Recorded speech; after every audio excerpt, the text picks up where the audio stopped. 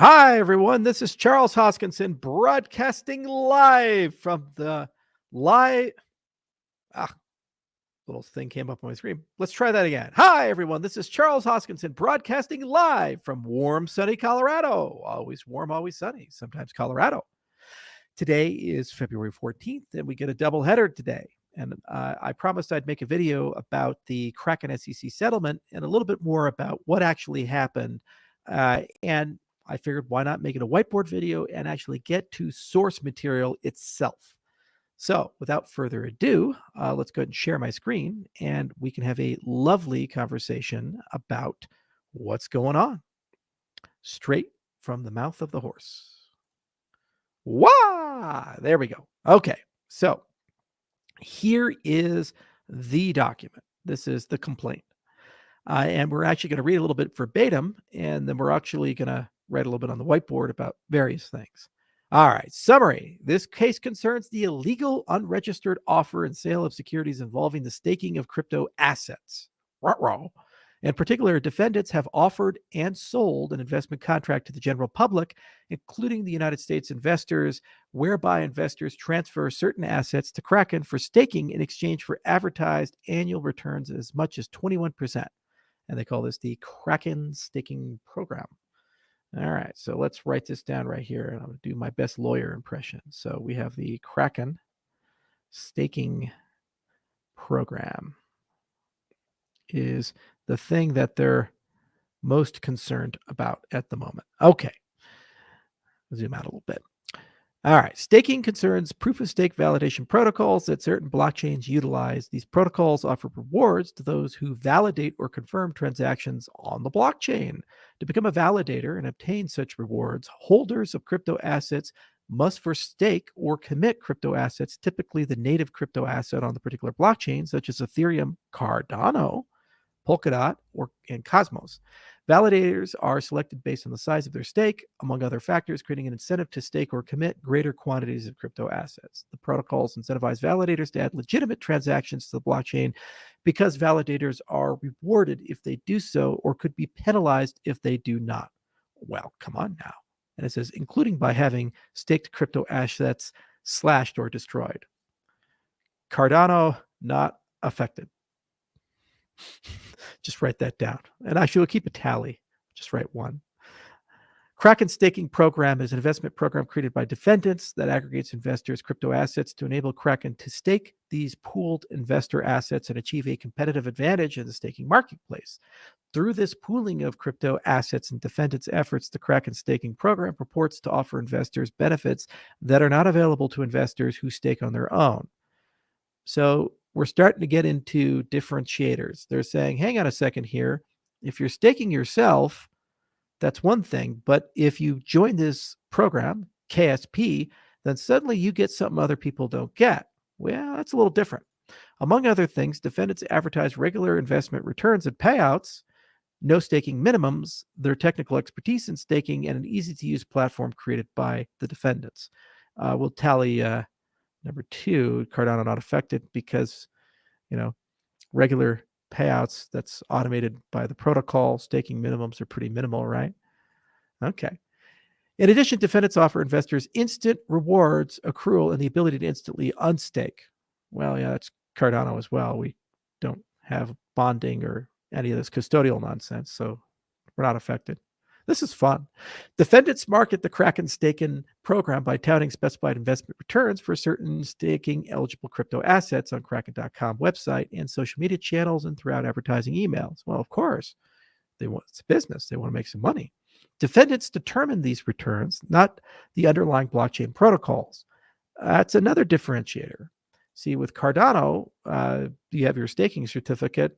Protocol determines returns, and it's transparent what the pool operator is getting versus you. And again, it's non-custodial. So, all right, well, just check that right there. That's number 4, Cardano not affected.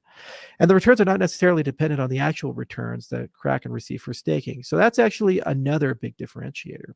If interested in obtaining these returns, investors can transfer eligible crypto assets to the program. So that's custodial. It's not non-custodial. All right, Cardano not affected. If Interested in obtaining these returns, investors can transfer eligible crypto assets to the program, including by first purchasing tokens from Kraken's trading platform for the market price of the token plus a fee, or transferring eligible crypto assets obtained elsewhere to Kraken. Defendants pool these tokens, designating some for staking and some purportedly as a liquidity reserve. Right, because they have bonding with Ethereum. Your stuff is locked and it's the Hotel California. You can't unlock it. So I guess that's another Cardano not affected. Investors lose possession or control over the crypto assets when they transfer those assets to defendants. Well, duh, it's a custodial program, and accordingly take on risks associated with the Kraken platform. And that's why they're a regulated exchange. You got to be fair there. Come on. Pooling and retaining control over tokens potentially reduces defendants' transaction costs and risks in the case of tokens actually staked by defendants to proof-of-stake protocols, increases the likelihood that defendants will be selected to validate blockchain transactions and therefore earn rewards. To be fair, that's not completely true. It just reduces the variance. The probability of your particular tokens being selected is the same. It's just the frequency goes up. So you reduce the variance of the reward curve. But okay, I'll forgive them for that. All right, where are we at? Defendants advertise their significant efforts discussed in detail below provide investors with constant and regular returns called rewards, more so than investors could achieve if they tried to implement a staking strategy on their own without the benefit of the defense scale and expertise. Well, it turns out, guys, that if you have ADA, your highest returns would come from a private pool. So if you hand it to somebody else, you actually get less than your own. So you're paying a fee for the expertise. See, that's another difference there, right? Okay. April 2022, U.S. investors had over $2.7 billion worth of crypto assets invested in the Kraken staking program. Raw! That's a lot. And Kraken earned approximately $147 million in net revenue from the program since its commencement. And the substantial proportion of this net revenue, more than $45 million, is attributed to U.S. crypto holders. Okay. By June of 2022, more than 135,000 unique U.S. usernames had transferred crypto assets to participate in KSP. Through the KSP, defendants had offered and sold investment contracts without registering the offer of sales with the SEC as required by federal securities laws. Now, let's be honest, SEC. Would you actually give them permission to do this? No. And no exemption from the registration requirement applied. It's probably a fair statement given the fact that 135,000 unique U.S. usernames, so there was no attempt to blacklist U.S. participants. Fair statement. Give them that. Missing material information includes, but is not limited to, business and financial conditions of the defendants. Are we being intellectually honest there? Because there is a disclosure of business and financial conditions of the defendant, given that they're a regulated entity already. So there is some disclosure requirement there. Fair to say, is that going to people participating in this particular program? Okay, not under a securities viewpoint, but there is disclosure and oversight. The fees charged by defendants, that is not transparent. That's fair. The extent of the defendant's profits and specifics and detailed risks of the investment, including how defendants determine to stake investor tokens and purportedly hold them in reserve, and the extent of the purported liquidity reserves and whether tokens are put to some use. This is a weakness of a custodial staking scheme that is not liquid, that you have to balance liquidity. And actually, these liquidity reserves are going to have to be actively managed for withdrawal. So it's almost like a fractional reserve bank. It's really interesting. Cardano not affected. Let me put that there, number 9. All right. Investors had no insight to the defendant's financial condition and whether defendants have the means of paying the marketed returns. Yeah, registration would solve that. And indeed, per the Kraken terms of service, defendants retain the right not to pay any investor return. Ruh-roh. Defendants have disclosed only the information that they wish, not the information required by law. Defendants continue to offer and sell the Kraken staking program without any registration statement. Again, you wouldn't give it to them. Meaning that until the illegal offering is enjoined, stopped, investors will continue to bear substantial risk, resulting in the defendant's violation of federal securities laws. Yeah, this is puffery. Substantial risk. Let's be honest here. They're a regulated exchange and under the U.S. law. So the custodial risk, which is the primary risk here, is definitely it's assumed by that regulation. They're checked for that, assuming you trust U.S. regulation. That said, there is a risk in operating the staking business because there's a slashing component to Ethereum. If they fuck that up, it's absolutely true they could lose the funds of the user. And the question is, would disclosures resolve that? No. But to be fair, Cardano not affected, right at 10. Violations. And so they go into the specific act of the securities section and they say, Securities Exchange Act 1933, blah, blah, blah, ask for enjoyment. Now, they go into the proceeding and the sought reliefs, jurisdiction and venue, intra-district agreement, and then, of course, they allocate the particular defendants, so Payward Ventures and these things and related entities. And then they talk about the particular statutory and legal framework, which is boilerplate. What's really interesting is the SEC actually on page 7 of the document talks about crypto assets and staking in general. And they say the term crypto asset generally refers to an asset issued and or transferred using distributed ledger or blockchain technology, including assets sometimes referred to as cryptocurrencies, digital coins, and digital tokens. So they're actually creating some foundational definitions here. This is a great opportunity in the document to introduce some clarity of how the SEC view things. Unfortunately, above basic definitions, they don't do that. It'll become apparent in a second. A blockchain or distributed ledger is a peer-to-peer database spread across a network of computers, recording all transactions in theoretically unchangeable and digitally recorded packages. The system relies on cryptographic techniques for secure recording of transactions. Then they say, hey, people can own these assets and hold them at blockchain addresses under their control. So they introduce the idea of encumbrances. You'll see that term used a lot. Encumbrances. And you bound an encumbrance with a private key. But we still don't have a true legal definition of what is actual ownership. What is the standard of ownership? Because you own the stuff on Kraken, but you don't control the private keys. Typically, someone controls an address, and crypto assets held at the address with private cryptographic key for that address. Anyone with the private key can sign and submit a transaction to the blockchain that will transfer the crypto assets at the address to another address. Typically, in a single blockchain address, people can hold multiple types of cryptocurrency assets. That's true. All right, and then they talk about a wallet. And they talk about crypto trading platforms, on-chain, off-chain. Now, where it gets interesting is in 27, where they say blockchains typically employ a consensus mechanism to validate crypto asset transactions. A consensus mechanism describes the particular protocol used by a blockchain to agree which transactions are valid, to update the blockchain, and to compensate certain participants with additional crypto assets. There can be multiple sources for compensation, including from fees charged to those transacting on the blockchain, or from new crypto assets created or mined by the validation of transactions under the terms of the blockchain protocol. So that's the inflation part of payment, your Coinbase reward. Coinbase being the term for new stuff being created, not the company. Compensation in the form of newly issued crypto assets may dilute the value of existing tokens. Well, if you're not a modern monetary theory person, that's true. If you're an Austrian, you'd agree with that.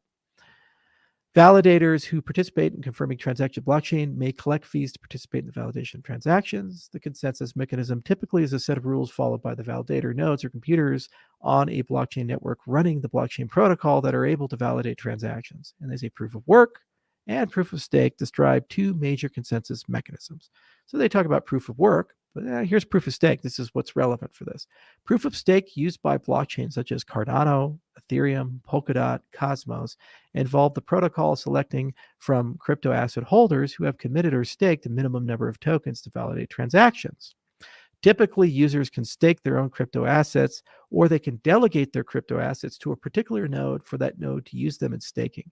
Nodes often act as staking pools, USPOs, when others designate their crypto assets to that node for staking of their tokens. A person or entity involved in operating a node is called a node operator. We call them SPOs, but okay. In general, the greater proportion of crypto assets staked by an individual or group relative to all stake tokens, the more likely the holder is to be selected as a validator and earn the ability to receive staking rewards.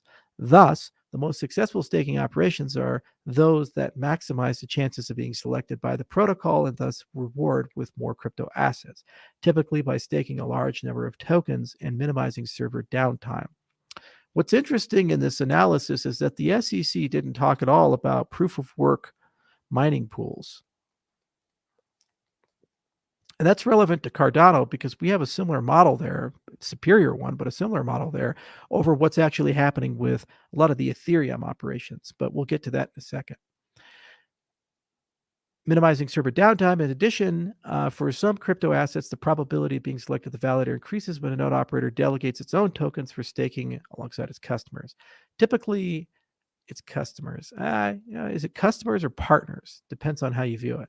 Typically, crypto assets are unavailable for trading or other purposes when staked. We got another one here. Cardano not affected because we don't do bonding. Protocols will automatically distribute a portion of crypto asset rewards to the successful node operator.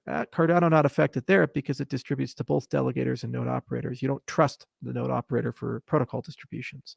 To encourage more nodes to participate in validation, protocols typically cap rewards once the nodes reach a certain size. Yeah, that's our K factor. Hey, they referenced that. Pretty cool.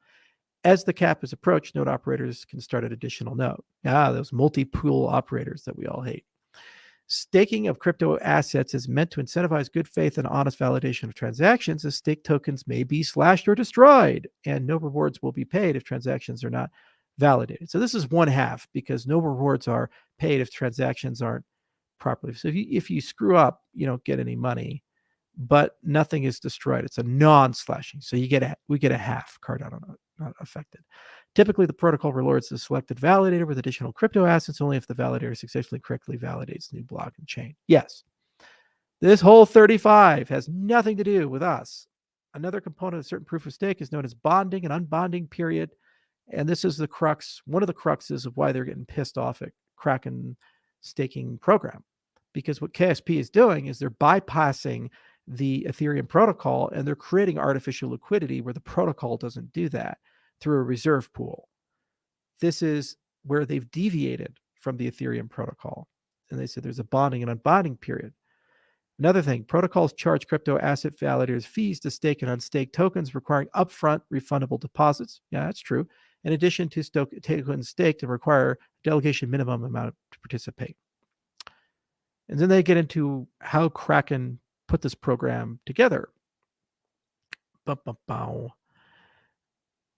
Here we go. December of 2019, Kraken launched its staking program as a means to participate in and profit from the proof of stake consensus mechanism of certain blockchains by obtaining investors' crypto assets, pooling those assets, and then staking some portion of those assets in order to obtain rewards, a portion of which Kraken distributes to investors and a portion of which Kraken retains. Kraken advertises the program offers investors worldwide, including most U.S. investors, an investment opportunity, says SEC, to participate in proof of stake consensus and receive benefits that may not be available to those investors if they stake their own. For example, the Defendants program offers investors no staking minimums. So you'll see a theme here of protocol deviation.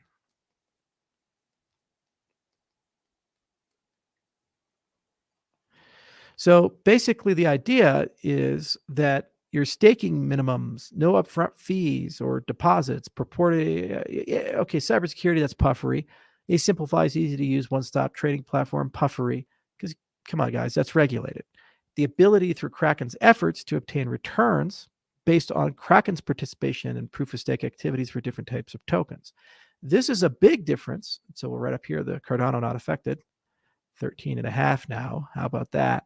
This is a big difference because if you look at the Cardano staking model, you have the SPO and people delegate to that. Okay. And when they delegate to that, this collective unit is teamed together. They're in a partnership together. The SPO is going to do the work of making the block and take a fee as the submitter, but this is a collective group. And the SPO has no access to the funds of this group, and these guys can leave at any time. So you have non-custodial, liquid staking,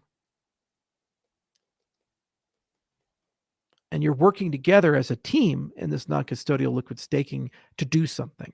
What they're saying here is they're saying, you don't make any decisions. Kraken is making all those decisions. They're doing all the work. They control all the money. and you're getting a passive return from that. It's a little bit different than you in Daedalus making a decision who to partner with and how to work with that person and them getting it done. In addition, for most of the Kraken staking programs staking eligible assets, the program also offers investors instant reward accrual. So that's another protocol deviation. The ability to instantly unstake, another protocol deviation, and demands. So, see PD 1, 2, 3. And demand the immediate return of crypto assets have not complied with the unbonding period that would apply if the investor participated directly, automatically, twice weekly, payout dates.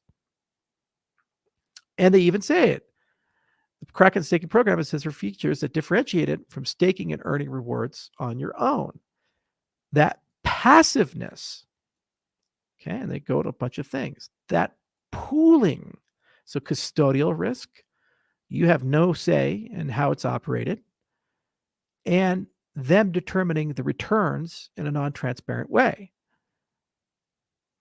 Frequent regular payouts, protocols not guaranteeing that. Liquidity, that's another protocol deviation. And also, they're not actually staking everything. They have to maintain a liquidity pool. So what are they doing with that liquidity pool? Also, deviation from protocol here. Safe and easy to use platform, that's not fair. They're a regulated entity. Come on, guys.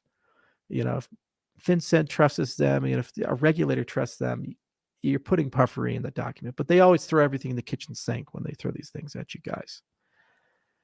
And then, of course, they talk about the marketing, and they get a screenshot. Look at all the money you can make. Up to 21%. How about that? We have the highest returns. We're the best. And you notice something? They always reference like Cosmos and Ethereum, DOT, these types of things. And they have a little chart of when various ones were offered. Cardano algorithm, Cosmos, Polkadot, Ethereum, Flow. Yeah, so basically all the different assets. And they talk about the level of US participation. Kraken made $147 million, netted 45 from the US, paid a $30 million fine. And then they talk about this. So here's what the media is doing.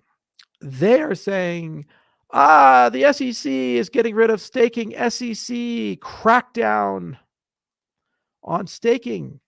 Staking bad. All these staking are securities. Look at all these guys. This whole chart. All these guys are staking, and the SEC is cracking down on it. Oh no!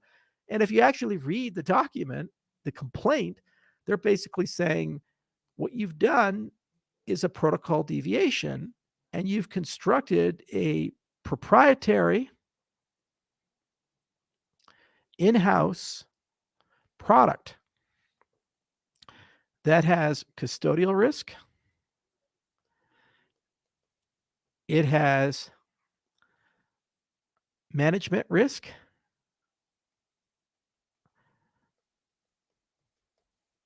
Okay, so the operations of it, the storage of it, and obviously it has disclosure requirements.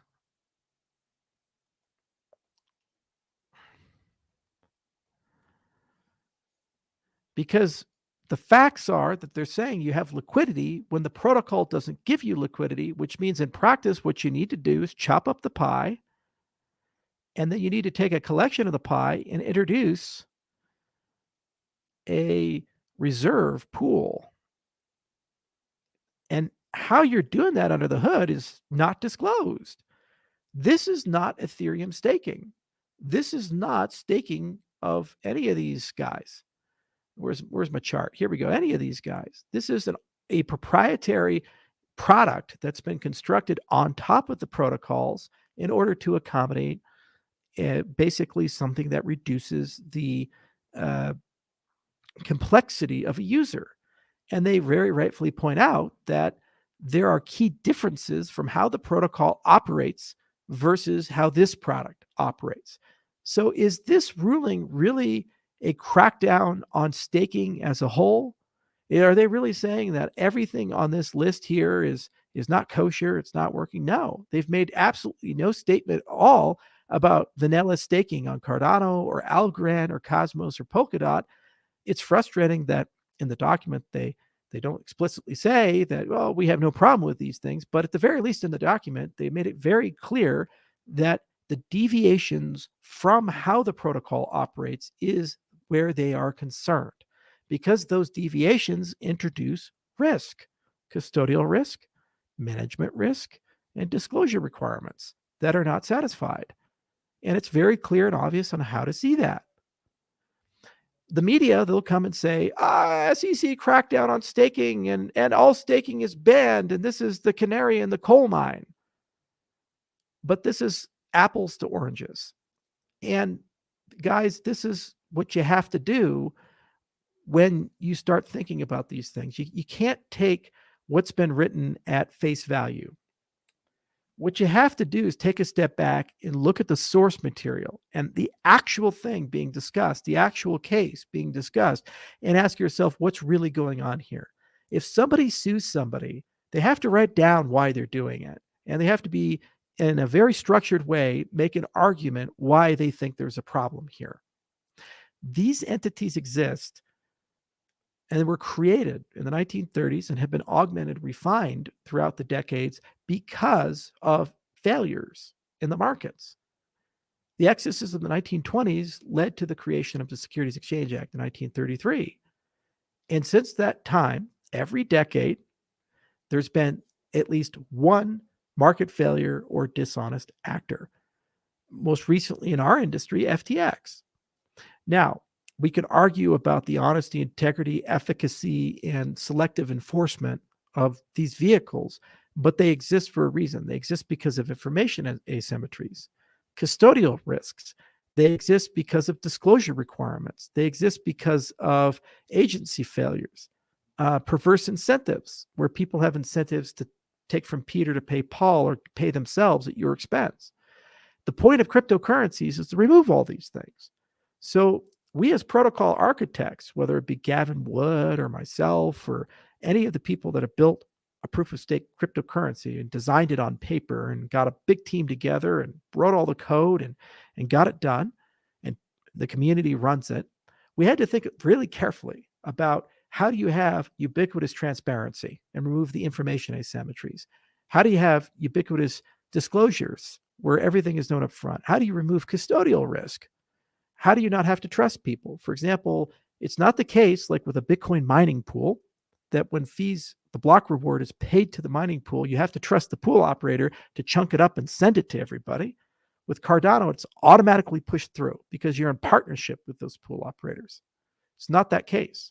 These are just some of the examples of design features which required a lot of time, effort to implement and get in to create that. The same for fees. It's built right into the staking certificate. It can't be at the discretion of the pool operator. That's why I say things like Cardano not affected. You don't want to be in an operation risk with funds. You don't want to be in a situation where if the operator screws up, you lose your money. Okay, there's management risk then. So that's why Cardano is not a slashing protocol, because you don't want a situation where the person you're partnered with can screw you. All they can do is, by not doing their job correctly, lose you money from a perspective of future rewards. If you don't do the work correctly, you don't get paid. That's a risk you take in selecting and working with a stake pool. A lot of careful thought went into these types of models for this purpose. What people are complaining about right now is somebody took money, 135,000 US people, and gave it to an exchange, and that exchange did some stuff with it and promised a return for doing that stuff with it. How is that different, if you think about it intellectually, from any other investment product, like a money market fund or any of these other things? You take your money, you give it to somebody else, you don't do anything, and then they get a return, and then they share some of that return with you, and they take their cut. I like Kraken. I like those people. This is not an anti-Kraken video, and I think they're a great organization. We've had a phenomenal relationship with them for over a decade. It has nothing to do with them. This has everything to do with people experimenting. And when people build certain products, at times, regulators are going to step in and say that particular product is problematic for reasons X, Y, and Z. And they haggle and negotiate about it. And sometimes they can remediate it, and other times they decide to discontinue it. And that's the perpetual risk. This has nothing to do with cryptocurrencies, Cardano, Algorand, Polkadot, Solana, any of these things. because at the end of the day, the protocol is not being utilized for these things. Nowhere in the Cardano or Polkadot or Ethereum protocol is there a discussion about a liquidity pool management. And that's done with a smart contract. Nowhere in this protocol is there a discussion about how they're going to get these returns promised or how to keep the funds secure on their platform. That's something for a specific business to decide and do. And you, as a utilizer of that, have to trust that business and work with that business. That's the difference and the nuance. But the problem is that people, they just shut down anytime any of these things happen, and they just go crazy. And they just immediately, their vision turns red, and they say, the issue here is that this is a systematic government crackdown on our entire industry. It may be very well true. I've heard about Operation Choke Point 2.0, and there certainly seems to be an aggressiveness in litigation that's unfounded. But this particular thing, this particular incident, is about a company, a centralized product offering that was designed in a particular way in a very competitive environment. The company made a judgment call that they felt that that was a good thing to do. They got in a fight about it, settled over it, we move on.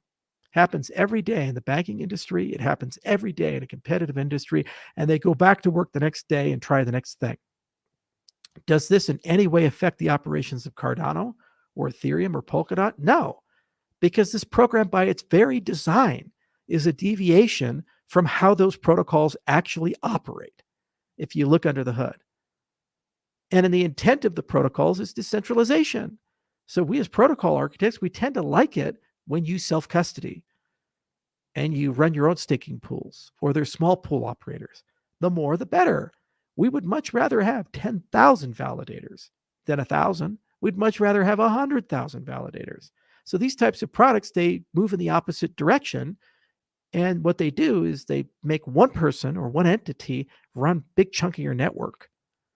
So we don't cry too much when these types of products get discontinued, because it moves in the opposite direction of decentralization.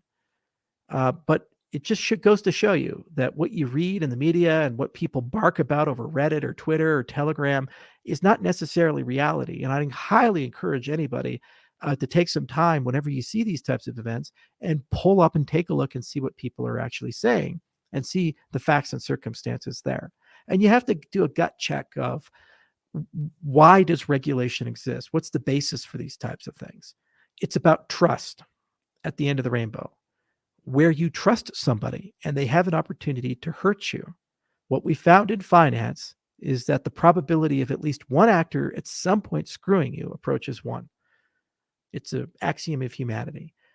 Look at private currencies in America in the 19th century. We have dozens of them. Almost all of them within 20 to 30 years went belly up. Why? Because the temptation to go fractional and cheat was too high. So regulation was incumbent upon our industry and all industries in the United States, specifically to resolve those human problems. The point of blockchain technology, of what we do, is the third option between unregulated and regulated, to say algorithmically regulated. And the better job you've done at protocol design, the less human thought is required in the equation. And the more you can trust the code. That was the promise of Bitcoin, and what we've been doing as protocol architects for the last 14 years, collectively as an industry, is to try to remove all of that stuff. And if somebody centralizes it and creates products on top of it, you better believe that there's going to be a double check, a double look, to ensure that that particular product does not have potential agency failures, trust issues. And if it does, you have to ask yourself, what are appropriate safeguards, transparency, and controls that ought to be put in to avoid that? Because you know what? Every year, for the rest of your life, you're going to read in the paper of at least somewhere in the world where somebody who was trusted screwed somebody. Because that's human nature. That's what happens. And that's why I signed up for the blockchain industry, and a lot of you people did too, is because you want to get to a world where you don't have to do that, which means you have to be transparent by design. Everybody follows the same rules. Use the blockchain as the custodian, not human beings. Smart contracts as the decider, not business processes and logic. And everybody sees the same information at the same time. Pretty simple. As the staking model gets more sophisticated, sidechains are added, PubSub will come in, and then you have bespoke communication channels, voting will come in, all kinds of new things will come in. These tokens are getting really sophisticated, which means it's actually making organizations like the CFTC and the SEC somewhat obsolete because you have chimeric assets. They can be multiple things at the same time, and they're like stem cells, and they can move between many different categories. Don Tapscott wrote a book where he said, hey, there's 9 different types of crypto assets. Well, guess what? One token can be all 9 at the same time. So why would you then want to segregate and say, well, it's an SEC issue or a CFTC issue? It could be all of their issues at the same time, which means that we have to look in the 21st century at different regulatory structures. And I'd argue for functional regulation, transaction-based regulation, and in baking into the transaction itself, the regulatory regime. And you have to be very clear about what you're trying to do. It's much easier in our industry to disclose things than ever before. And this is not about filing a form. This at the end of the rainbow is about basically building systems that can't fail by design. So anyway, I promised I'd make this video. I hope this was helpful to you guys. I'm glad that this is resolved, at least on their end. And it always sucks that people go through this. And again, I really do like the Kraken people. I think they're a great organization, and they've been nothing but kind in all the collaborations we've had with them throughout the years. And I hope that the media takes the time to be a little bit more honest and accurately report things. This has nothing to do with staking. This has everything to do with products that were derivatives of staking built in a competitive landscape, and they had a problem with a particular product. They argued about it for a while. Obviously, they settled about it, and everybody's moving on. It happens every day in the financial industry. This is not a crypto concern. Thanks for listening, everybody.